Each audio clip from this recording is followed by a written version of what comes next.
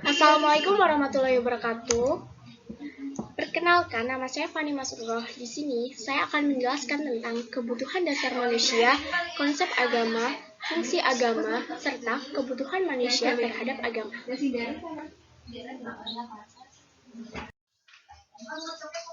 Konsep agama dibagi menjadi dua, yaitu etimologis dan terminologis.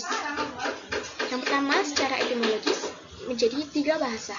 Menurut bahasa Sanskerta, A artinya tidak, gama artinya kacau, atau kocar-kacir, berantakan. Jadi, agama tidak kacau, tidak kocar-kacir, tidak berantakan, atau adanya keteraturan dan peraturan untuk mencapai arah atau tujuan tertentu. Jadi, menurut di sini, agama itu bisa membuat kita ada satu arah yang benar. Jadi nggak bingung gitu, kita harus masuk ke arah yang mana.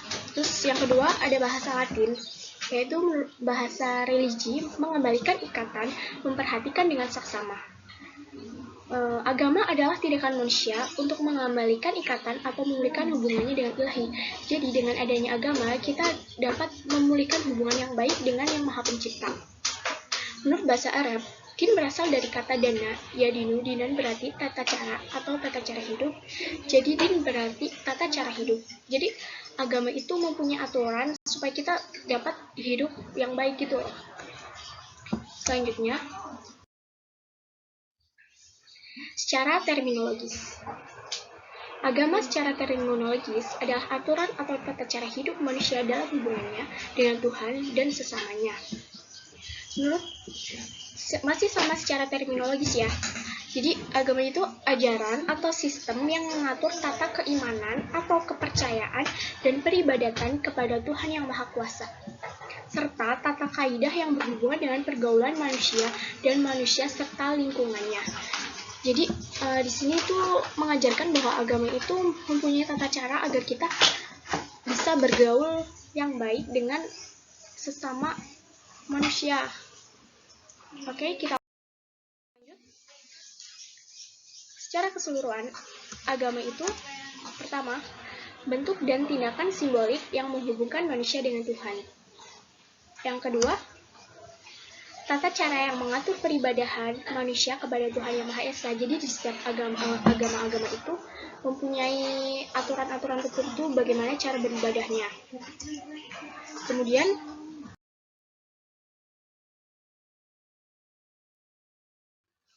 kita lanjut, agama sebagai wahyu atau teologis.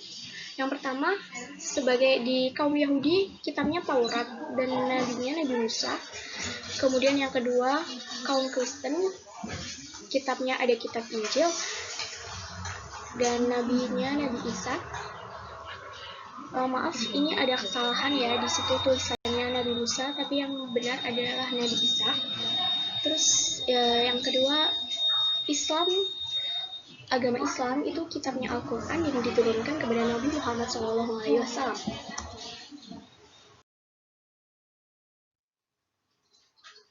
Selanjutnya ada fungsi agama. Yang pertama, sebagai pembimbing dalam hidup. Jadi agama itu kita jadi ada punya patokan gitu loh, dalam hidup kita punya patokan yang baik-baik aja, jadi jangan sampai terjerumus ke hal-hal yang buruk. Yang kedua, ada sebagai penolong kesukaran. Misal nih ya, kita tuh lagi ada kesukaran, ada susah gitu, kita bisa memohon kepada Yang Maha Kuasa agar kita diberi bantuan oleh Maha Kuasa. Yang selanjutnya, yang ketiga, sebagai penentram batin. Selanjutnya yang keempat, sebagai pengendalian moral. Yang kelima, sudah ya, cukup ya. Kebutuhan manusia terhadap agama. Mengapa sih manusia perlu memiliki agama? Yang pertama, fitrah manusia dalam surat Ar-Rum ayat 30 bahwa ada potensi fitrah beragama yang terdapat pada manusia. Dalam hal ini dapat ditegaskan bahwa insan adalah manusia yang menerima pelajaran dari Tuhan tentang apa yang tidak diketahuinya. Manusia insan secara kodrati sebagai ciptaan Tuhan yang sempurna bentuknya dibanding dengan makhluk-makhluk yang lainnya, contohnya hewan. Jadi di sini tuh dijelaskan bahwa manusia itu udah menjadi kodratnya Tuhan untuk menciptakan manusia dengan bentuk yang sempurna. Yang kedua ada kelemahan dan kekurangan manusia. Dalam surat Ar-Rum ayat 30 bahwa ada potensi fitrah beragama yang terdapat pada manusia. Dalam hal ini dapat ditegaskan bahwa insan adalah manusia yang menerima pelajaran dari Tuhan tentang apa yang tidak diketahuinya. Jika tidak terasa, apakah nanti kenikmatan sinar surga apa orang ragu juga terus dia jawab berapa? Wallahu a'lam kan.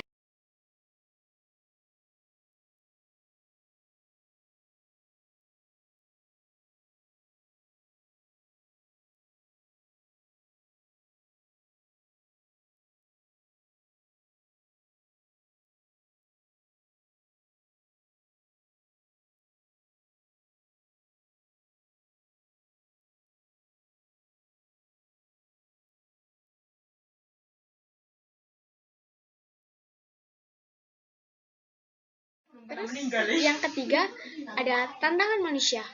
Faktor lain yang menyebabkan manusia memerlukan agama adalah yang ketiga adalah tantangan manusia.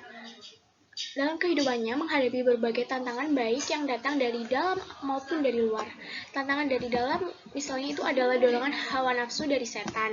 Kemudian untuk tantangan yang dari luar misal hawa nafsu yang dipengaruhi atau dikompor-kompori kayak gitu oleh teman-teman kita yang belum baik kayak gitu. Oke, selanjutnya ada daftar pustaka, kutipan-kutipan materi-materi tadi aku kutip dari berikut. Terus